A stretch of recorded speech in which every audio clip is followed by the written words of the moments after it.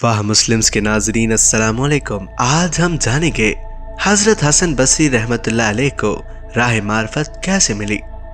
फ़िक्र की राह इख्तियार करने से पहले हजरत ख्वाजा हसन बसरी रहमतुल्लाह अलैह मोतियों और जवाहरात की तिजारत किया करते थे। एक दफा जवाहरात लेकर हरकल बादशाह रोम के पास गए। पहले वजीर से मिले और कहा कि मैं सौदागर हूँ और जवाहरात के सिलसिले में बादशाह से मिलने का ख्वाहिशमंद हूँ। वजीर ने कहा कि कल तो बादशाह एक जरूरी काम के लिए शहर से बाहर जाएगा और मुलाकात की सिर्फ ये सूरत हो सकती है कि तुम मेरे साथ चले चलो। जब बादशाह अपने काम से फारिग होगा तो तुझे मिला दूंगा। हजरत ख्वाजा हसन बसरी ने हाँ में हाँ मिला दी। चुनाचे दूसरे रोज एक घोड़ा जीन से आरास्ता ख्वाजा हसन के लिए मंगवाया गया। जब मतलूबा मकाम पर पहुंचे तो आपने देखा कि एक दिबाई रूमी का खैमा एक मैदान में इस्तादा है।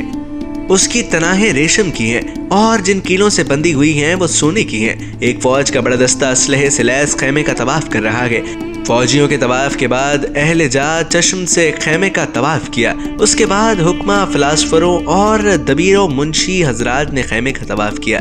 इसके बाद कोई 200 के करीब कनीजें और लौंडियां जिनके कयामत खेज हुस्न थे और हर एक के हाथ में जरो जवाहिर का एक थाल था, उन्होंने भी अपने पेशरुओं की तरह खैमे का तवाफ किया। फिर कैसर और वुज़रा की बारी आई।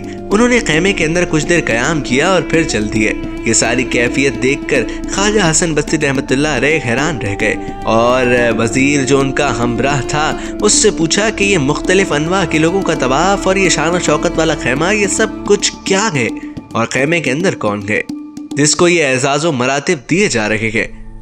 वजीर अर्ज गुजार हुआ, कैसर रोम का बेटा जो कि साहिब जमाल भी था और साहिब इल्म भी था। उसको ना सिर्फ जंग के जुमला उमूर में दस्तरस थी बल्कि वो बेहतरीन सिपा सालार था।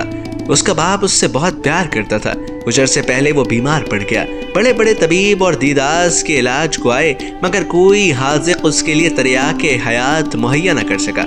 आखिरकार वो मर गया।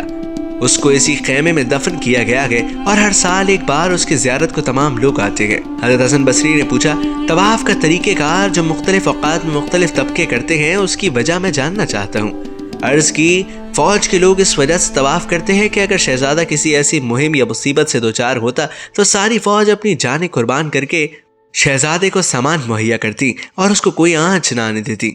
दानिश्वर, फलसफी और हुक्मा इस वजह से तवाफ करते हैं कि अगर हिकमत और दानिश और खुद शनासी शहजादे की बला को दफा कर सकते तो हम अपनी सारी मसाई इस बात पर सर्व कर देते कि शहजादे की बला दफा हो जाए। खूबसूरत लड़की और मालो ज़र का ये मतलब है कि ये मालो ज़र और जिस्म और जान अगर शहजादे की सेहतयाबी में मदद दे सकते तो इन सब को कुर्बान कर दिया जाता। शहजादे का वालिद और वज़रा कहते हैं कि जाने पिदर और मोअज़्ज़ज़ शहजादे, हमने तो फौज, हुक्मा, बुजुर्गों और शफीकों और मुदब्बिरों की तजावीज़ हासिल की मगर ये सब कारगर इसलिए नहीं हुई कि इस बात पर किसी का कोई बस नहीं था।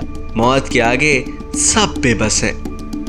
ख्वाजा हसन बसरी ने जब ये बातें सुनी और सारी सूरत हाल देखी तो उस दिन से अपने आप को मुजाहिदात इबादत में इस कदर मसरूफ़ किया कि 70 बरस की उम्र में कभी बेवुज़ू न रहे। गोशा तन्हाई को अपना मस्कन बनाया और कसम खाई कि जब तक जिंदा हूँ न कभी हंसूंगा बल्कि आखिरत की फिक्र में हमेशा रोता रहूंगा। और यूं आपने औलिया में वो मकाम पाया जिस पर आज भी उन्हें याद किया जाता।